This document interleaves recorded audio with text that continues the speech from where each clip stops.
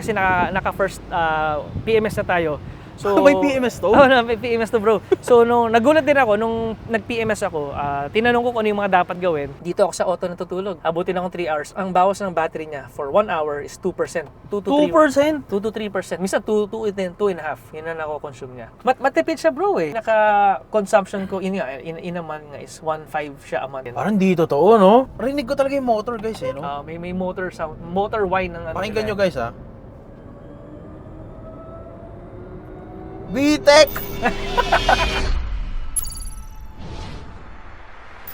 What is up, potatoes? What's up sa inyo mga patatas? Nagbabalik naman tayo, boys. Siyempre sa ating panibagong video. At dahil hindi pa rin bumababa ang presyo ng langis, gasolina, dito sa atin sa Pilipinas, naghanap tayo, boys, ng isang kotseng kung gusto mo mag-go into electric vehicles. Itong kotse na to, ang pinaka the best option na nakikita ko para sa price point niya. Since shinoot natin yung Tesla last vlog, sabi niyo sa akin, boss, hindi naman masyadong affordable yan. Maghanap kayo affordable. Tol, ito na. Below 600,000 pesos, meron ka ng electric vehicle. So kung meron kang 600,000 pesos at gusto mo pumasok sa electric vehicle na mundo, panoorin mo tong video na to kasi para sa'yo to. Ang pag-uusapan natin ngayong video, boys, ang VinFast VF3. Bago pa man dumating ang VinFast dito sa atin sa Pilipinas, sikat na to sa Vietnam dahil sa kanyang itsura. Meron siyang boxy look na parang maliit na Suzuki Jimny, parang maliit na FJ Cruiser. Kaya naging sikat agad to dahil sa kanyang itsura. Cute kasi. Naalala ko noon, yung VinFast nagsimula sa mga models na VF5 at kung ano-ano pa. Pero syempre, gusto nung lahat yung VF3. Take note, boys,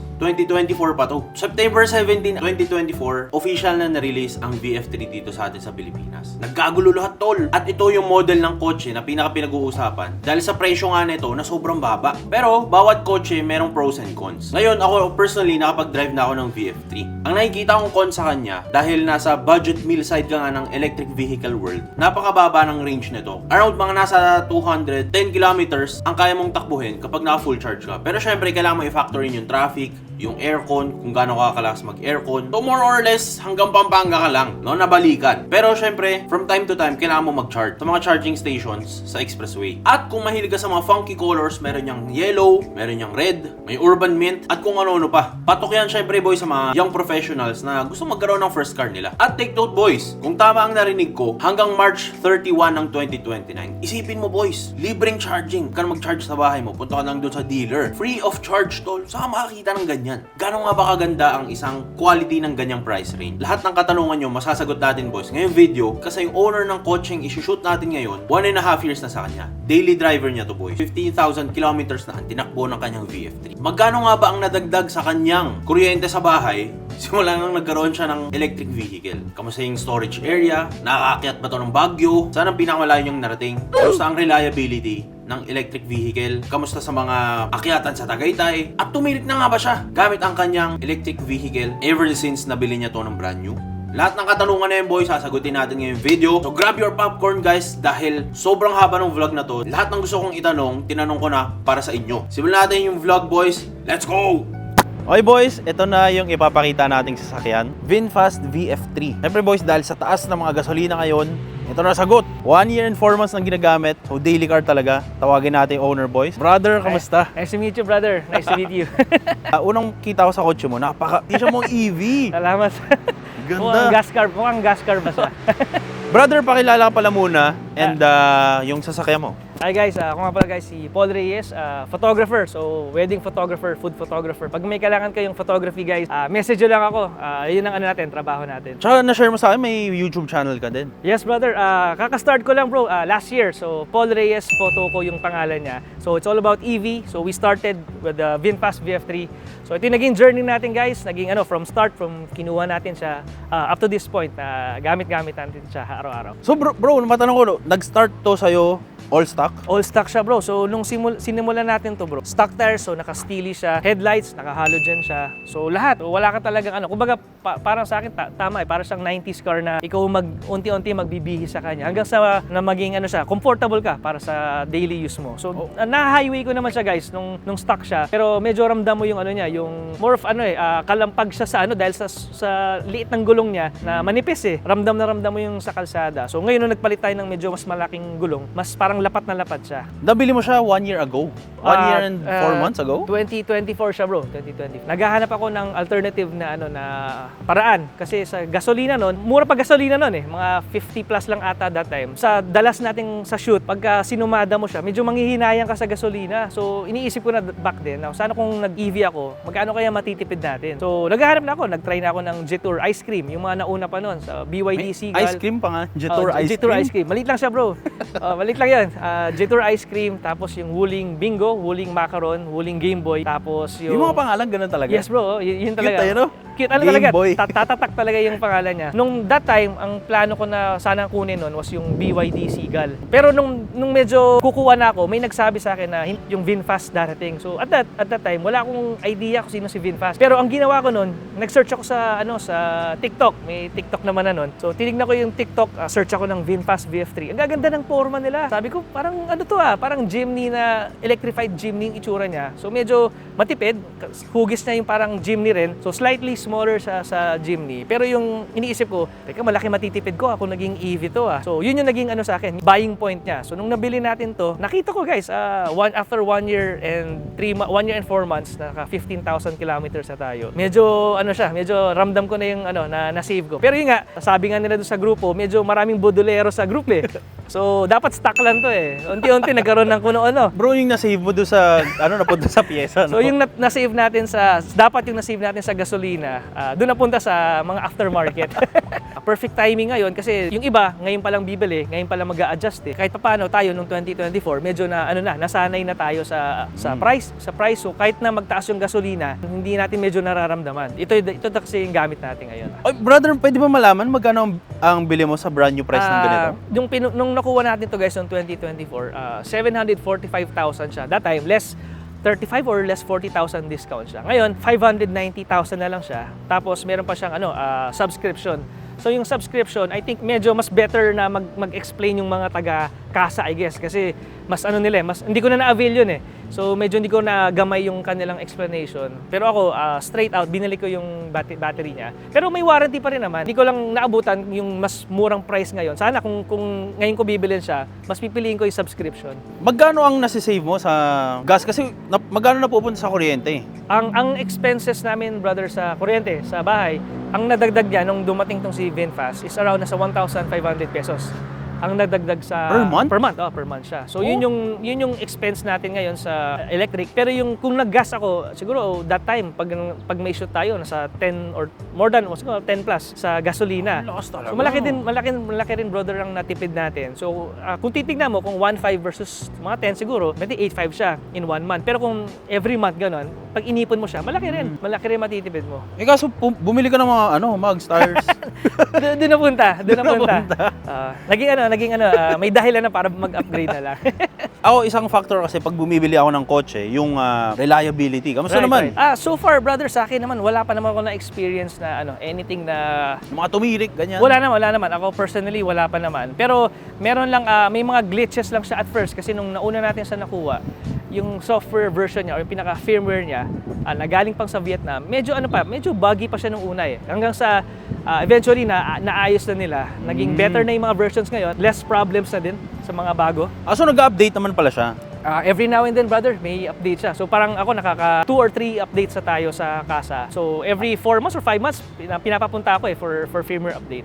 Sila mag-update pala sa'yo? Hindi siya pwede sa bahay. Hindi siya pwede sa iPhone. Hindi siya Parang iPhone. Hindi pwede. Dadali mo sa kasa. Kamusta yung maintenance ng ganito? Brother, good Ano pinapalitan dyan? Good question. Kasi nung dinala natin to sa VinFast, kasi naka first PMS na tayo. So, may PMS to? May PMS to, bro. So, nagulat din ako, nung nag-PMS ako, tinanong ko kung ano yung mga dapat gawin. Sabi nila, sir, it's more of retightening lang daw ng mga bolts. Tapos, higpitan lang, literally, titignan lang yung shocks, suspension mo kung intact pa lahat. Yun lang, pinalitan lang nila is yung cabin filter. Ang nagastos ko, brother, sa overall, sa cabin filter, yung sa retightening and inspection, nasa 3.6 lang o 3.5. Yun na yung PMS? Yun lang. Tapos once a year lang siya. Gano'n? Yes, bro. So medyo matipid. Sobrang tipid niya. In that sense, matipid siya. Yun, wala kang... Paano yung brake fluid? Chinek lang nila. Okay pa naman.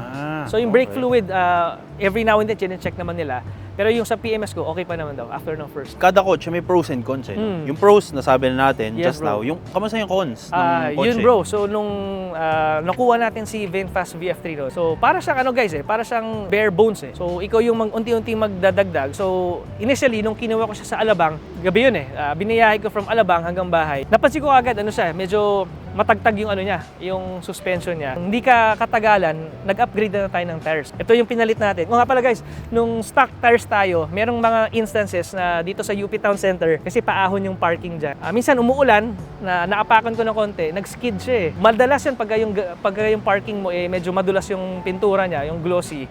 Dumudulas yung stock tire. So, medyo delikado kasi baka minsan maapakan mo, mabante mag-isa. So ito guys, yung pinilit natin tong wider tires niya. Sobrang kapit na niya, tsaka yung lubak kahit paano na sasalo niya. So yun ang yun ang masasuggest ko. Una sa suspension and then sa ilaw. So yung ilaw niya nung stock medyo mahina. So halogen siya. Ideally, nagtingin-tingin ako sa mga TikTok ng mga VF3 sa Vietnam. Ang pinalitan nila, headlights eh. Kadalasan headlights, gulong, tapos yung roof box yung pinakaano nila. Kasi yung iba na bumabiyahe, pag may sakay na tao, wala nang mapaglalagyan ng gamit. So ako ginagawa ko, pag may mga kasamang tao, so tao na lang, and then yung mga bag sa taas na lang. Pag naman walang tao, kunyari ako lang or wife ko, daughter ko, yung mga gamit namin nasa likod naman. Hindi naman pala masyadong masama yung cons eh, no? Siguro kung medyo ano ka sa space, baka lang kung may family ka na, ay sa papal bro, yung medyo ayaw lang ng iba, hindi ko lang ma-verify kung lahat ba ganito. Pag yung papasok yung nasa likod, medyo hassle lang daw. So kasi binababa to. So pag binaba siya, aabante mo. Tsaka pa lang sasakay yung kunyari yung daughter ko, tsaka yung misis ko.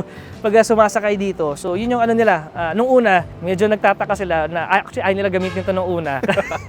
Kasi every time na bababa sila or sasakay, laging inaabante-abante. Pero nung kahulian, nasanay na rin, nag-i-enjoy na sila sa likod kasi very cozy naman pag nasa likod na. Tita tsaka daughter, no? Sports car kasi two-door eh, no? Diba? Pahirapan. Pero pag yung nasanay na rin naman sila. Ako kasi pag kumukuha ko ng kotse, or ng any item, ayoko bumibili ng bagong company pa lang, yung bagong gawa. Yeah. Actually, nung nung kinuha natin yung VinFast, syempre, bago pa yun nagtataka yung mga family, friends, bro, ba't ka kumuha ng VinFast, hindi pa naman kilala yan. Oo. Pero at that time, medyo nag-risk na ako kasi sinearch ko kasi yung background nila eh. Nung nakita ko yung background niya, ang may-ari kasi ng VinFast, guys, is Vingroup. So Vingroup is yung pinaka parang SM nila. Yung pinakamayaman ng Vietnam, ito ang negosyo. So nakita ko yung history ng mga companies nila. So sabi ko, okay naman medyo may backing naman sila. Hindi sila yung tipong startup company na walang Yung nakita ko yung factory nila, puro robotics na. Robots na gumagawa ng auto. Kaya sabi ko, okay na rin pala eh. Hindi sila yung small player lang na bagong, sumulpult lang na bago, na walang history. Meron na, gumagawa na sila ng gasoline cars back then, pati motorcycles. So, kaya sabi ko, okay na rin. Nag-risk ako hanggang sa ngayon na-enjoy ko. Sobrang na-enjoy ko yung natitipid ko sa gasolina. Tsaka guys, take note yung InDrive, VinFast yun, di ba? GSM. Ano pa ito? Green GSM. Green GSM. Green GSM. VinFast. Kalaban yung InDrive. Naghalo-halo. Yung Green GSM guys, VinFast yun. Tama. Yun yung alam. Tama. Kung nakikita nyo guys yung Green GSM na taxi, yung parang color blue-green siya. So, VinFast din yun. So, lahat yun, VinFast na model din siya. Pero yung specific na model na yun, hindi nila nilabas dito as private. Usually, pang TNVS sila. Mapunta tayo sa upgrades na ginawa mo sa kotse mo, no? Mahilig ako sa mga upgrades. Ayoko na all stock. Ganun ka rin ba nung simula? Yes bro, nung una, medyo kinakabahan tayo kasi nung nakuha natin to, kinakabahan ako sa kasa noon kasi una-una, tama yung tinanong mo kanina na Vietnam, bago siya. So baka yung rules nila, iba doon sa rules ng sa Japan na diba? So tinanong ko eh. So kung pinalitan ko ba yung mga suspension na to, may magiging problema ba tayo? Wala naman. So hanggang sa hinayaan na nila ako mag-upgrade, sabi ko okay din pala. Ngayon sa VinFast VF3 users na group, nakakatuwa kasi yung mga bumibili na to, minsan yung umorder pala ng auto, yung mga parts nakatabi na, nasa bahay na. Naka-ready na. Tapos ang gagawin, pagka nag-text yung kasa na nandyan yung auto, papadala yung pyesa, doon na ikakabit hanggang sa paglabas ng dealer, nakaporma na. So, pwede yung ganun? Yes bro, may mga dealer na gumagawa, pero hindi ko lang alam kung lahat. Simulan natin sa harap, no? Itong Prado ba to? Parang Prado eh, oh. So yun guys, so ito yung kanyang front grille. So inattach lang naman siya dun sa existing grille niya. So lang siya, naiba lang kasi meron siyang chrome dito. So medyo hindi ko trip lang yung chrome look niya. So ito naging itsura niya. So parang black front grille na glossy. Then ito yung cladding na dagdag lang din. Front bumper din siya. Kakaiba. Bro, alam mo, isang gusto ko dito sa kotse mo yung color red din. Ay, thank you bro. Yung color Yung VinFast VF3, ang pinaka-hero color niya or pinaka-sikat na kulay niya is yellow talaga. Oo, totoo. Yun yung nasa mga posters sila lagi. So FJ Cruiser yun. Oh, parang FJ yung itsura niya. So medyo white yung top niya. So maganda itsura niya. Magandang bihisan. Pero maganda guys, parang candy red, parang Mazda red no? Ganda boy. Guys, ito ang kanyang side profile, pang. Thank you sir. Ganda. Tapos naman, bro, sa tires. Yung tires na pinalit natin bro, sa ano to guys, Concept 1. So binili natin to, mukha siyang Steelys pa. Actually, dami nagtatanong kung Steelys ba to. Hindi, mags talaga siya na binili. So syempre, sa pag inalis mo tong allen niya or itong plato niya, ang ganda rin ng itsura ng mags niya. Maganda rin. And then yung tires, Sumax yung pinalit natin na all-terrain, 215/65/16. So ito yung naging highly suggested na ipapalit na gulong.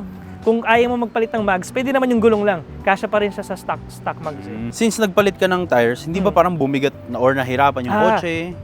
Tama bro, good question. So, yung sa stock na tires and mags natin, may video kasi ako bro na nagawa na si Mrs. ko kasi from Morong Rizal. So, madalas tayong umuwi doon. Ngayon, nakailang times tayong bumalik, pabalik-balik, 18% yung nako-consume natin. Battery. So, 18% papunta, then pabalik, 18% kadalasan. And every Sunday, mga 60 times kong ginawa. Ngayon, pagkapalit natin ng mag, ang dami nag-comment sa akin, sir, ba't ka nagpalit ng all-terrain or bakit yan ang pinalit mo? Baka yung consumption mo lumiit or ano. Sabi ko bro, malalaman natin to next Sunday pag uwi ko sa bahay nila Mrs. ulit. So first punta ko with this bags or itong may setup, ang na-consume ko was 19%. 19? 19. So 1% difference siya. So sabi ko, baka fluke lang to or baka milalas siya o baka maluwag lang nung araw na yun. Oo, totoo So yan. inulit ko, nakailang ulit din, mga more than 10 times, 19% ang na-consume natin. Talaga? So sabi ko, parang wala masyadong difference. And then, ang hindi ko pa natatry ngayon is itong with the roof box kasi medyo may drag na to eh. Oo. So, yun ang next na research natin kung merong factor siya. Pero sa tingin ko, baka more or less nasa ganun din siya. So abangan nyo guys, again, sir, sa YouTube channel. Anong pangalan ulit? Maraming salamat. So, ayun guys, so sa Paul Reyes Photo ko, CO yung dulo niya. So, yun guys, kung may katanungan kayo sa VinFast or any EV ng VinFast, let me know na napag-aralan natin yung iba. Pero hindi pa natin ganun ka-perfect, pero tatry ko sagutin. Guys, ito maganda. May lab rat na si sir gagawa na lahat ng gastos mo na. Ano, pansin ko pala, yung hood nito, parang kakaiba, no? Yes bro, kung napapansin mo bro, yung hood niya, itong kaha, di ba? Yung hood niya, medyo plastic eh. Removable siya. Hindi siya yung tipong naaangat na parang hood, na normal hood. Yung may parang may dito, may hydraulic. Hindi eh. May mga bolts ka na aalisin dito. So pag inalis mo yung kaliwat kanan, tsaka mo pa lang siya mahihila. Pagkahila mo ng hood, doon mo makikita yung loob niya. Ngayon, hindi ko dala yung tools eh. Pero ang laman lang niya is preno, pati sa compressor. So, tsaka low voltage battery. Yun yung laman niya.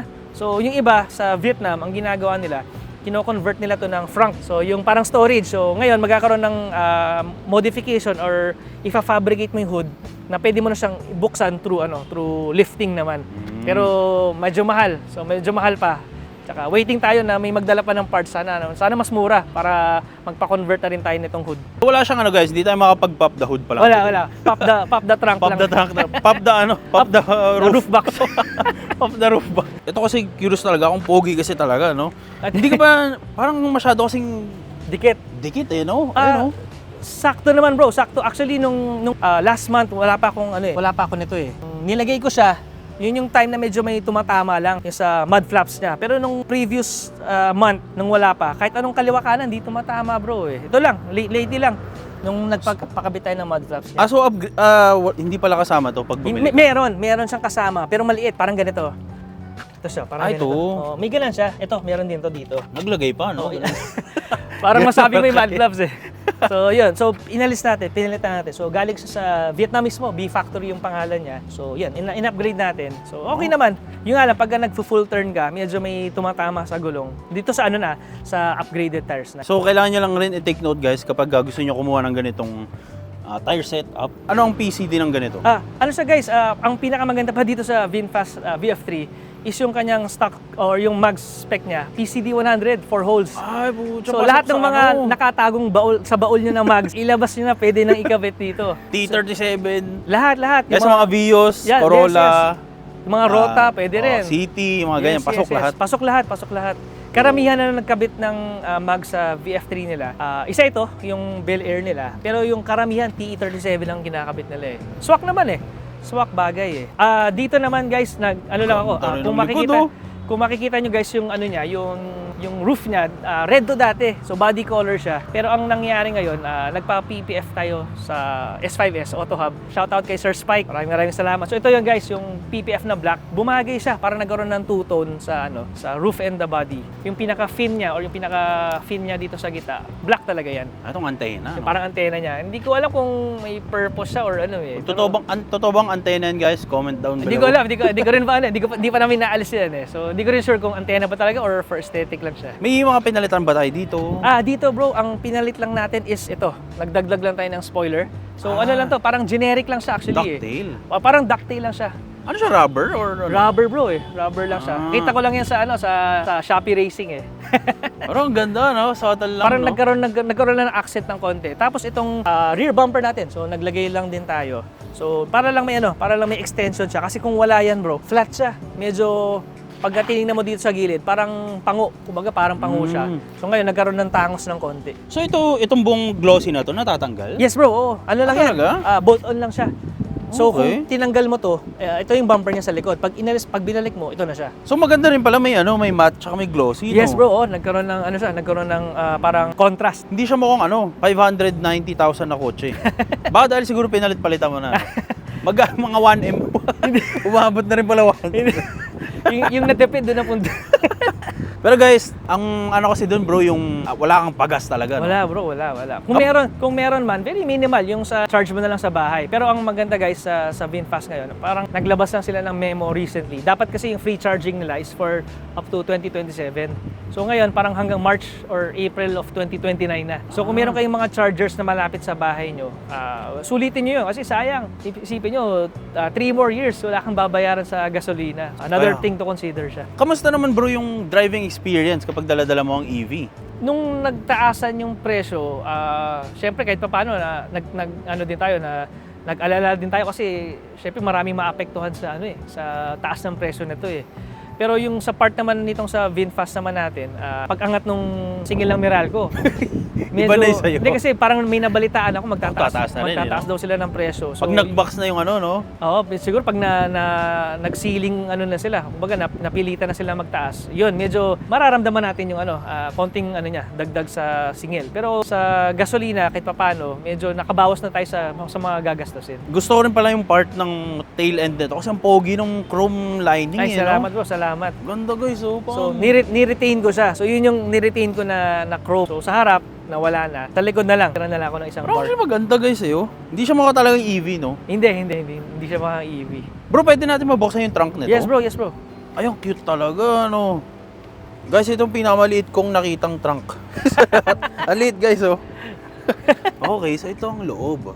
So ito guys, share ko lang na itong part na to, accessories talaga siya na binili from Vietnam. Kasi ang original nito, pag inalis mo siya, yung tela na mismo. Medyo, minsan nagkakarga kasi tayo ng mga tripod, ng mga camera. Medyo nagagasgas. So sabi ko, hanap ako ng parang cover niya. Ito yung pinaka-idea. So matibay. So pwede mong patungan. Plastic, no? Parang hard plastic siya bro eh. Hindi ko alam kung anong material to pero matibay. Hindi mo mabali eh. Kasi guys, yung stock na pwede mo na siya technically kaso lumulundo pa. Lumulundo siya bro pag iniwanan mo ng mabigat na item. Pag the next day may marka na eh. Magmamarka yung mabigat. Tsaka maganda guys, parang steel plated design. Yung design niya. Okay. Guys, pwede ba ako mag-suggest lang? Kasi pag bumili kayo ng EV, so medyo masasuggest ko to. Siya guys, portable inflator ng gulong. Kasi yung EVs nga pala, recently, di ko lang alam kung mga newer models ngayon, pero karamihan wala siyang spare tire. Talaga? Wala siyang spare tire. So ang nangyayari ngayon, kanya-kanya ang case ni VinFast ang ginawa nila, binigyan nila ako ng tire repair kit. O parang parang panghangin siya na pag nag-emergency, naflatan ka, parang one time use siya. Pag nag-expand na yung hangin sa loob, tapon mo na siya. Pero yun lang, pwede mo nang idalhin sa sa tire repair shop. Pero ako, ko, ang dinadala ko, itong tire inflator siya. Just in case lang, may unit na faulty unit. No? Meron bang, ang VinFast ba, merong emergency towing machine? Meron. Towing truck pala, sorry. Meron silang alam ko meron silang VinFast Rescue, parang ano siya, parang program nila yun. Just in case na may masiraan, pwedeng tawagan yung number na yun. So ano yun, very handy yun. Kung sakaling may maabutan ka sa highway, pwede mong gamitin. Kasi parang ano guys, hindi siya parang kahit may dala kang mekaniko, wala rin gagawin yun. Wala kasi. Kwentuhan na lang. Wala kasi yung baterya at saka yung motor nandito sa ilalim. And I think ang makakalikot lang yan is technicians lang din talaga nila. So about sa mga ganun, kailangan talaga ng towing machine. Towing na, oo. Towing machine. Ito guys, so yung roof box, sa mga shoots minsan, may kasama tayong mga photographer tsaka videographer din. Ngayon, pag nakasakay na sila dito, ang problema ko is yung mga gamit namin, yung mga camera bag, tripod, usually dito ko na kinakarga. So yung iba naman na hindi naman photographer ang business nila, ang nilalagay naman nila dyan, yung spare tire naman. So ano din, very handy siya. Pero ang kailangan mo lang gawin dito guys is kailangan nyo lang siya i-register sa LTO kasi hindi siya pwedeng magkabit lang. Bro, pwede natin masilip ang interior? Yes bro. Pasok tayo guys. Ano siya guys, very simple lang siya. Ngayon, so ito, kung may makikita kang speaker dito sa ilalim, nagdagdag lang tayo kasi yung speaker or sound setup niya ng stock, medyo mahina eh. Medyo parang tunog lata ba, kumbaga. Kaya nagdagdag lang tayo ng speaker. Ngayon, yung speaker na to, kahit paano, nagagamit natin pag may shoot eh. Pwede mo, portable siya pala. Portable siya. So, minsan pag may shoot tayo, minsan yan na rin yung gamit ko sa shoot. May background music kami sa pinaka-event. Simple lang. Very simple lang yung... Tol, naka-Recaro seats. Naka-shape eh, no? Yung shape. SR3. Maganda yung ano Okay. Bro, pwede ba tayo umupo? Sige bro. Ano mo? Sasakyan? Tapos, ano mga upgrades yung pinaglalagay mo dito? Maandar na tayo guys. Ang una kong pinalitan dito, ito was the rear view mirror. So yung stock niya, medyo maliit eh. Broadway. Oo, maliit yung maliit yung kanyang rear view mirror. Kaya nagpalit tayo ng mas malawak, kita mo lahat. And then ito, armrest. Dati wala to. Itong cup holder na may lagay ng cellphone. And then itong rear screen storage tray, meron din. So pwede ka maglagay ng kung anong gamit dyan. Ay, pucha. So ito, flat lang talaga siya dapat? Yes bro, ito na, screen lang. Ito na yung screen eh. So ito na yung pinaka-dulo niya. Wala tong container. Pag inalis mo yan, ito na yung pinaka-dashboard niya. Buti may mga upgrades din na ganyan ng VinFast. Marami bro. Nakakatuwa nga kasi yung upgrades nila. Every now and then, naglalabas sila ng mga bago hanggang sa iba-ibang manufacturer na nagbibigay. So ito, VinFast, may B-Factory, may kung ano-anong brands na naglalabas. Ang dami. Hindi ka mauubusan ng B-Factory din to na storage tray. Pwede mo alisin yan eh. Double natatanggal. Ako lang naglagay niyan kasi si Mrs. naglalagay ng pati sa daughter ko, minsan yung gatas niya. So milk, kung ano naman, so wallet niya. So dyan nilalagay. Nasisikapan ba sila dito? Pero mataas ang headroom mo, no? Malaki bro. Ang maganda dito bro, yung vista. Baga, malaki. Kaya nga boy, so tingnan mo yung... Kita mo lahat eh. Kita mo lahat eh. Oo nga no. Kita mo bro eh. Pag umikot ka, kita mo eh. So guys, yung blind spot yung pillar na to, hindi mo Ang mapapansin eh. Hindi mo mapapansin. Oo nga, parang 90s car, no? Oh. Ang laki ng salamin. Malaki. Yun yung mga nagiging comment nila dun sa umuupo dito sa harap. Malaki yung malaki yung space naman niya, tsaka yung headroom nga malaki. So, meron siyang switch dito. So yung sa side mirrors nandito siya. Pero yung kanyang yung mga drive modes niya, ito yung gear selector niya nandito. Para siyang sa wiper. So minsan nung una ko nakuha to, nalilito ako kasi kala ko wiper to eh. Okay. Yung pala yung drive modes niya nandito. So yun lang medyo learning curve lang sa simula. Pero pag nasanay ka na, na rin, body mo na rin eh. Magagamay. Muscle memory mo na. Muscle memory mo na rin siya. Okay. Maganda, maluwag. Maluwag. Sayo. Pwede na. Kung kapalit naman yung... Yung tipid. Ano? Tapos, brother, pwede ba marinig yung honk na to? Ay, sige bro. Pakinggan natin. Teka. So marami nagrereklamo sa busina nito. Medyo medyo mahina. So parang nag-order ng ice cream. Yun na talaga yun? Yun siya bro. Medyo mahina. Marami nagpapalit eh. Napapalitan yes, din pala? Bro. Marami na nagpalit. Okay. So, yun yung mga options na pwede mong gawin. Kahit marami kang magagawa naman sa VF3. Yun yung maganda sa kanya. Bro, pwede ba natin maikot ang Sige, sasakyan? bro. Sobrang layo na ba ng driving experience ng sasakyan ng EV para sa'yo? Medyo siya bro, medyo may learning curve siya. Kasi yung, for example, EV siya. Medyo yung response ng arangkada niya. For its size, medyo matulin. Maka power mode? Parang ganun eh. Pero ano pa din siya, kumbaga limited pa rin naman yung power niya. Pero nakakatuwa, medyo hindi naman siya underpowered for its size. Matulin din. May din naman siya, may ibubuga din naman kahit paano. Brother, isang magandang feature. Ang laki ng bintana talaga, no? Yes bro, kitang-kita mo lahat eh. Wala kang ano dito, kumbaga, Guys, ang pag ganda! may tatawid sa ano, makikita mo kaagad. Hindi naman siya yung ano, mahirap makita. Tsaka parang hindi naman pala siya matagdag no, dahil sa tires. Medyo. Pag nakita mo yung, or pag naramdaman mo yung stock tires, medyo mararamdaman mo yung ano niya. Uy, kada lubak. Ito kahit papaano may, kumbaga, naging cushion siya. Meron ba akong narinig na parang ano, UFO? Oh, Ayun, narinig mo ba? meron, ano siya, yun yung motor niya, yung pinaka-motor wine niya. So ano siya, pag narinig mo yung motor wine niya, hindi naman siya ganun kalakas, pero meron siya.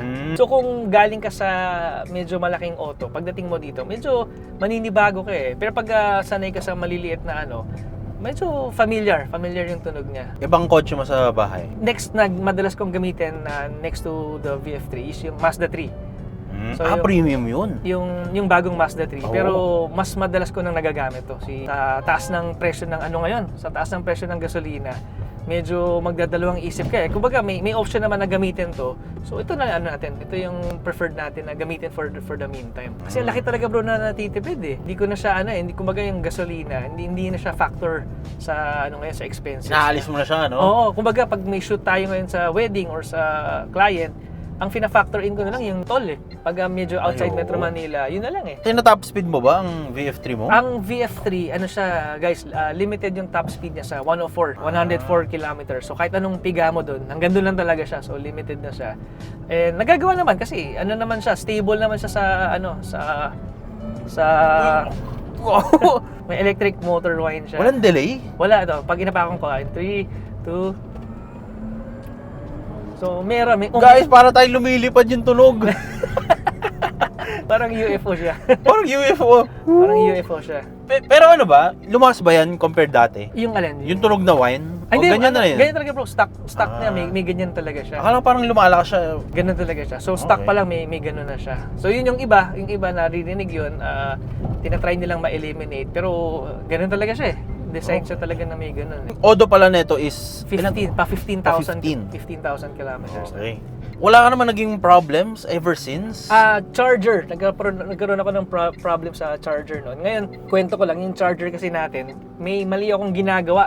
Personally, ako yung may mali doon. Kasi yung charger pala natin sa VF3, pagka chinarge mo siya, di nag-full charge ka, normally, pag nag-full charge, pinapatay ko na siya kagad. Yung pala, may method pala siya na dapat, pagka nag-full charge ka, yung fan niya, umaandar pa siya ng mga around 15 minutes na, kumbaga nagko-cool down siya. Eh, ang nangyayari, bago pa mag-cool down, kumbaga kaka-full charge pa lang, pinapatay ko na kagad. So doon siya na nag-e-error or nagpo-fault siya. So ngayon, pinalitan naman ng kasa. So pag may nagkaroon ng problem sa inyo guys ng charger nyo, wag naman sana, pero pag may nagkaroon ng problem, papalitan naman nila. Kamusta naman yung mga ganun, bro? Magkano yung charger? Pag nasira nila, kunwari, nawala nila, magkano yung mga charger ng ganito? Ang charger, alam ko, nasa 30 or 40 ata eh. Tungin ang mahal! Pero wag mo iwawala. So, una-una wag mo iwawala yun. Mahal Pero pala nun. medyo, alam ko mahal siya. Hindi ko lang kung 30 o baka more than pa. Pagka naman in cases na nasira siya, gamit mo siya within the warranty period, papalitan naman nila. Mahal nung charger na yun. Mahal bro, mahal. Pinakamahal na charger sa lahat. Mahal. 40k na charger. Hindi siya anchor. Hindi siya anchor. Hindi siya U-green. Ikaw bro, anong kamusta aircon? Aircon bro, malamig. Lamig, no? Malamig siya, naka-second lang siya eh. Pwede mo bang dalhin sa frigid zone? Ang ganito. Paano yan? Paano yung assembly sa ganito? Sa ngayon bro, sa amin wala pang nasisiraan ng aircon eh. Kaya hindi ko alam kung anong procedure niya or saan mo siya dapat dalhin. Pero so far wala pa naman ako na-encounter na nagka-problema sa aircon. Rinig ko talaga yung motor guys eh, no? May motor sound, motor whine ng Pakinggan nyo guys ha. VTEC! Nagbi-VTEC tol. Pero parang ano yun, road noise ata tsaka combination ng motor, no? Halo Halo, may no? halo na siya. So yung road noise niya, hindi siya yung as expected na sa all terrain. Ano pa rin eh, parang Parang wala nga, no? parang wala, 'di ba? Pag Parang walang huni. parang wala eh. Wala siya yung parang maingay na kalsada. Wala eh. Walang ganun, no? Baka dahil maliit siya, no? Hindi ko lang alam kung nagtatalo yung road noise or yung electric motor. Ilan ang pinakamataas mong nakitang odo ng VF3 or ng any VinFast? Ngayon may nakakwentuhan ako bro na isa taga Kuya po, Nueva Ecija ata yun. Ano siya? 25,000. Pa 25 na. Parang mababa pa rin pala, no? Pero 1 year pa lang kami eh. Ay, oo. So, yung auto kasi 1 year pa lang technically eh. So, 24? Oo, 25,000 na siya.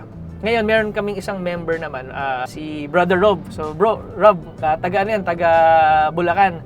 Ano naman niya, ang mileage naman niya is 10,000 kilometers. Pero 4 months pa lang. So, medyo mahaba ang biyahe niya. So, marami nung napuntahan. So, ano pala bro, no? Pero wala silang walang mga horror stories yung VinFast na biglang nag-shutdown, ay mag-on, ay bumukas yung pinto. Sa ngayon bro, ang pinaka nangyayari kadalasan is glitches eh. So medyo reliant tayo dun sa firmware ng auto. Ito, may firmware kasi ito na yung mga unang versions medyo naglalabas yung mga turtle signs. Yung mga ano siya, parang error code yun eh. Na once in a while lumalabas siya. Nung una kong firmware lumalabas siya.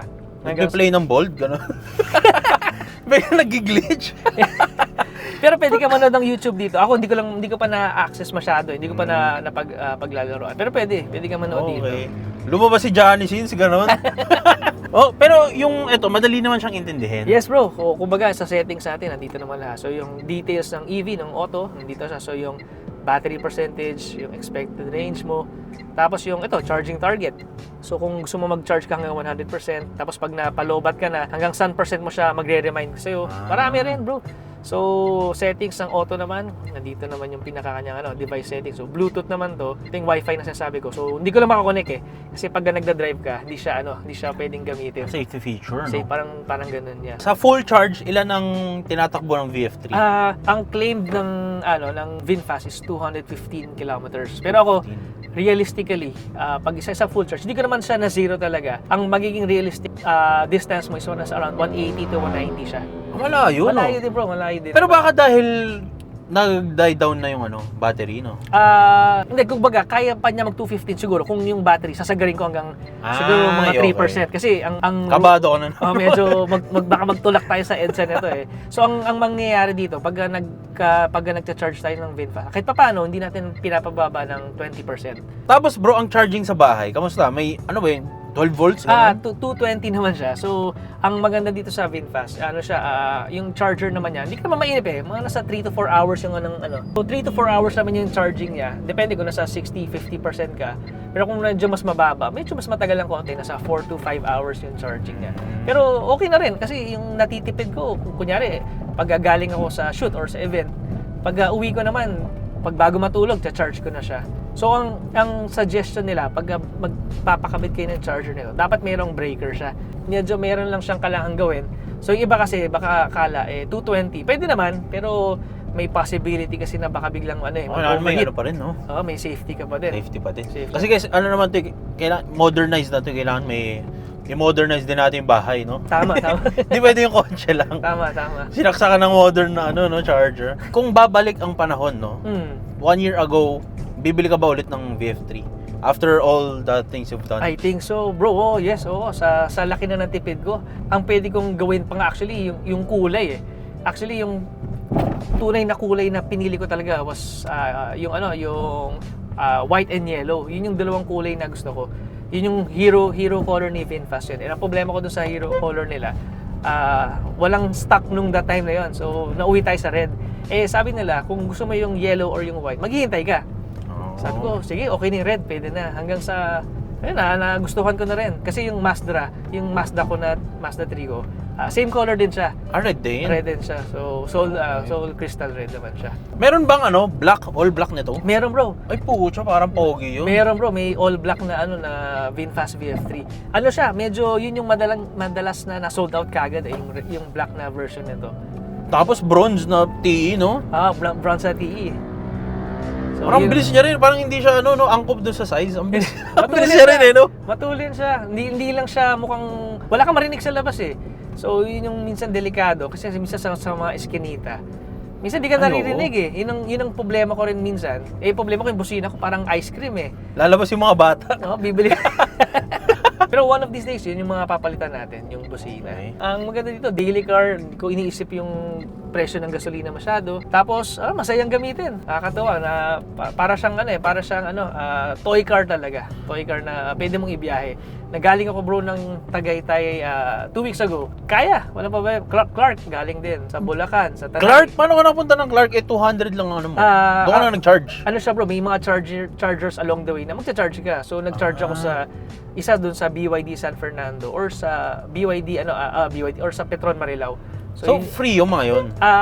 May bayad yun bro yung Petron Marilao tsaka BYD San Fernando. Pero meron sa VinFast sa may Malolos, libre yun. So may naglalabas na yung mga chargers nila na may mga free naman. So yun yung mga pwede mong pag-chargean. So, dumadami naman sila, dumadami. Oh, bilis! Ako hindi rin, parang hindi siya komportable. Kakaiba talaga EV, no? Iba yung... Wala siyang wala siyang kami-kami wave, eh, no? Wala siya yung build-up ng rev, wala eh. Oo, no? So, Apak mo agad. Eh, no. Parang ano ka, kumbaga ang pinaka-best explanation ko dyan, parang RC, yung Tamiya. Ay, oo. Di ba pag binuksan mo, Start agad eh. Start agad siya. So yun, parang ganun siya. Kung ako lang, parang may yung pangilalim natin, parang may maluwag, no? Ganun. Parang ganun. Yun yung comment ng iba. Hindi may ko, maluwag? Hindi ko alam kung suspension niya or sa ano eh. Yun yung comment ng karamihan. Na parang, pero hindi siya suspension eh. Parang yung mga bushing eh, no? Parang may it's either bushing siya or lower control arm yung LC.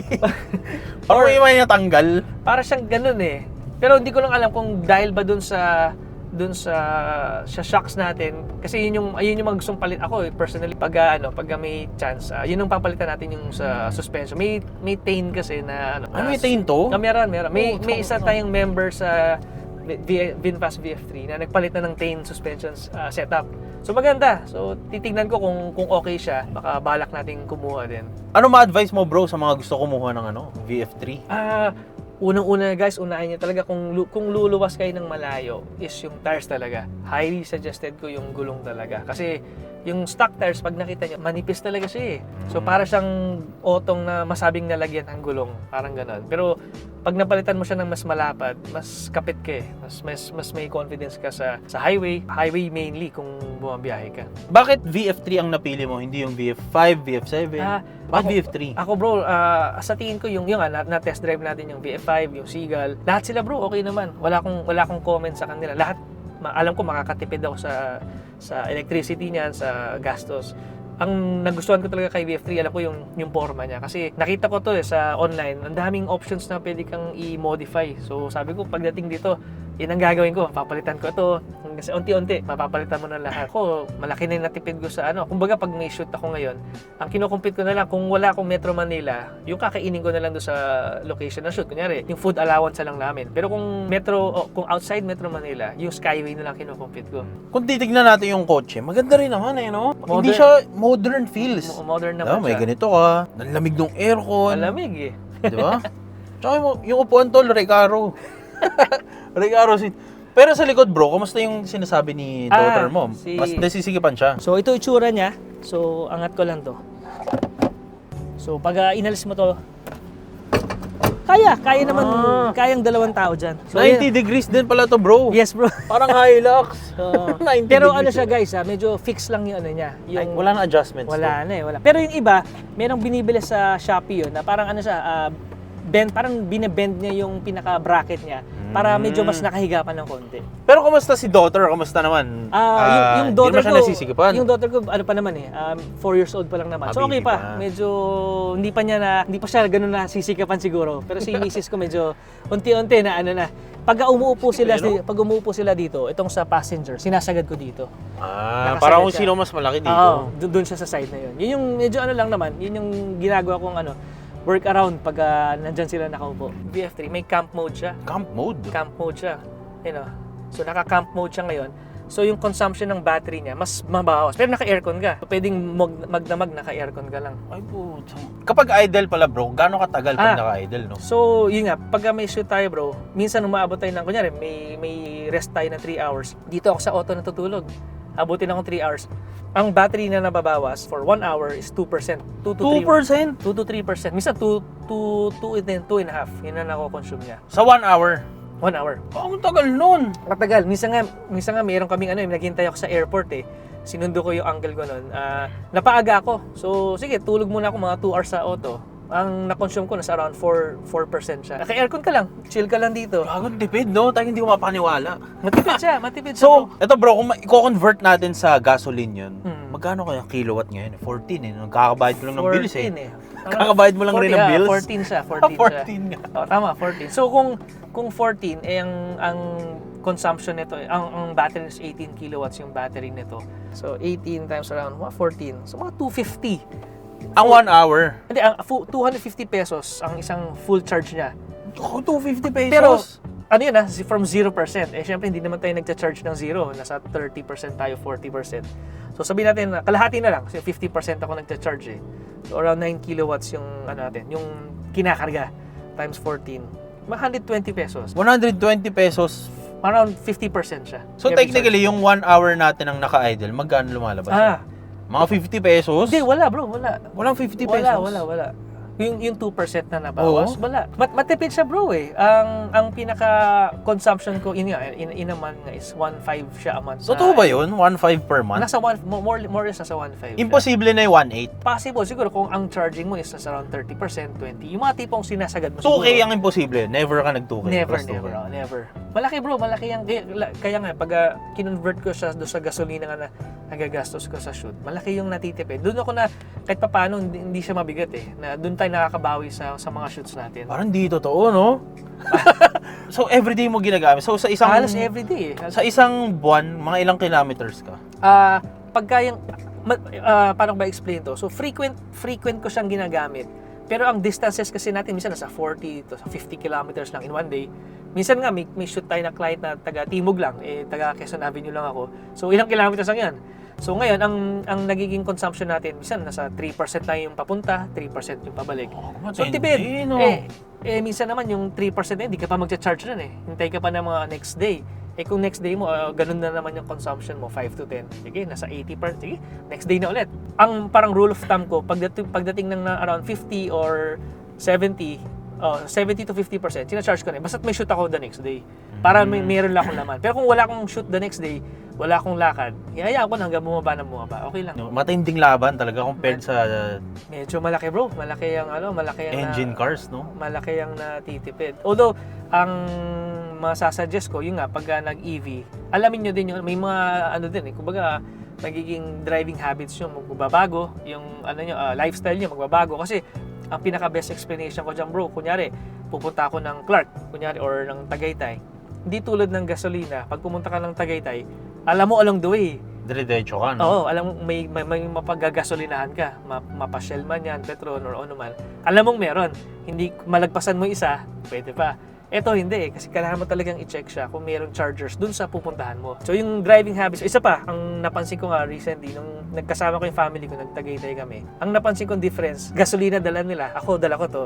Ang naging difference, ako nagcha-charge sila, nandun na. Naiwan ka? Oo, naiwan na ako. So yun yung downside lang niya. So minsan, kunyari, kung alam kong 12 o'clock ang meeting natin doon, aalis sila ng 10 o'clock. Ako, as early as 9, umaalis na ako kasi pagdating ko sa Minu Valley, magcha-charge ako mga 30 to 40 minutes. Tapos another biyahe na lang. So, kumbaga, meron kang hinto eh. So, di kapag kumakain kayo bro, habang nag-charge ka, tagal mo magkwento nun. Pinapahaba mo yung kwento para di sila mainip. Ini-extend mo ng konti. Pero ang magandang sa mga chargers sa labas, yung mga fast chargers. Ano siya? Fast charger talaga. So 30 Matindi minutes. Talaga. Medyo siya. Yun nga lang, babantayan mo yung temperature ng ng battery mo kasi minsan umiinit siya. Kunyari, not umiinit na delikado, pero yung temperature niya umaangat. So babantayan mo rin yun kung tumaas na yan. Medyo kalma ka muna. Tambay ka muna sandali. Tapos tsaka ka na umalis. May ano ba to? Nag-overheat ba ang EV? Sa Battery na yon. Sa experience ko bro, wala pa eh. Nagpunta ako explain ko lang. So last month galing naman kami sa Clark. Ang ginawa ko dito sa QC pala sa bahay, pagdating ko sa NLEX, nag-charge ako sa Petron Marilao.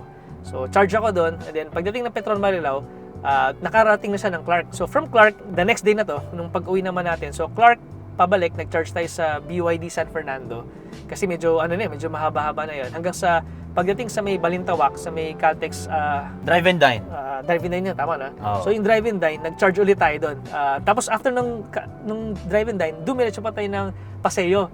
May VinFast meet kami that time. Nakakatuwa. So from galing ako QC, pumunta ng Clark, tapos yung same day, Clark din pumunta ng Paseo. So pa Nuvali siya. Pagdating Nuvali, bumalik pa ng QC ulit. So medyo Kailangan mo lang talaga pala mag-charge, no? Yes bro, kailangan mo charge. Tsaka at the same time, aalamin mo kung saan yung chargers. Kasi mahirap din na susugod ka dun sa isang lugar na hindi mo alam kung may charger ka. baka magtulak ka ng EV mo. Mahirap yan bro, mahirap. If we're talking about the EV na kotse, ang VF3 kasi limited lang talaga yung no? Ito- Siguro kung kumuha ka ng EV na mas malaki yung battery, no? Yes bro, so kung may mga ibang models naman, or even ibang brands na yung range nila nasa 300, 400, yun medyo may peace of mind ka na medyo mas malayo mararating mo. Sa Clark, pwedeng hindi na ako mag-charge. Kaya na niyang balikan, wala nang charge. Pero sa VF3, medyo tutukod siya. So, Ilan taon? 200. 200. Ngayon, Ang Clark, 90 ang Clark ah. 90-90, di ba? 90-90 yun. Pero bro, ang mali doon, yun din yung mali ko. Tama, 90-90. Syempre, iikot ka pa doon eh. Ay, oo. Yun Tatambay ka pa pala, no? yun din yung naging mali ko noong una. Ay, teka, 90-90, kaya na yan. Nga pala, iikot ka pa doon eh. Di ba? Oo nga, no? Yun din, fa-factor in mo rin nga pala guys, fa-factor in nyo rin. Syempre, iikot ka rin doon sa pupuntaan mo. Tagaytay, 100, di ba? Pero syempre, pagdating mo Tagaytay, pag sa Starbucks ka pa, kakain ka pa doon sa Bulalohon sa kabila. So, di ba? Kumbaga, road trip ka pa, road trip ka pa. So, i-factor in mo rin yung road trip na part din. Yun. So, yun yung naging ko nun. Sabi ko, patay. So, hindi ko na-factor in yung pag-ikot sa Clark. So, last time, nanigurado ako, nag-charge na ako sa BYD San Fernando. Bro, ito last question pala. Sa upgrades na ganito para maging pogi, magkano ba, kung pwede malaman? Ako si Mrs. Declared ba kay Madam to? Ay, hindi, sabi ko, stock lang yan. Stock. Ay, oo. Nakwento mo sa akin kanina, mga 20k lahat, no? 20k lahat. Mga ganun lang. Mga 20k. Mga ganun lang. Comment down na lang, guys. Brother, any shoutouts kung may gusto ko batiin? Maraming salamat pala. Brother Rich. So, ito, si Rich Potato, guys. Noong pa man, pinapanood ko na si Brother. So, solid subscriber ako ni Brother. Ngayon, sa VF3 community, sa VF3 users, be strong. Marami tayo, guys. Dumadami yung mga VF3 users ngayon. So yun nga, pag may katanungan kayo, feel free to message sa group or any one of us dun sa admins. Yung wife ko nga pala, so si Pauline tsaka daughter ko, Penelope. So yun, hello sa inyo. Then family and parents ko and father-in-law ko, Father Elmer. Brothers, again, salamat. Maraming salamat bro. At dami ko natutunan, parang gusto ko rin kumuha ng ganito, no? Sarap sa Parang laban ng project T37, semi-slicks, no? Yes bro. Oh, tsaka matinding laban. Pero hindi nga lang siya, take note guys, hindi lang siya pang malayuan talaga. Pwede, pero kailangan mag-charge pala. Kailangan mo mag-charge lang along the way. Pero kung kaya naman, pwede naman siya. May actually sa group namin, may ilan na nakapag-Baguio na. So from mga taga-north naman na sila, from iba, Pampanga, nailuwas sila hanggang Baguio. Kasi sa Manor ata, parang may charger na sila doon.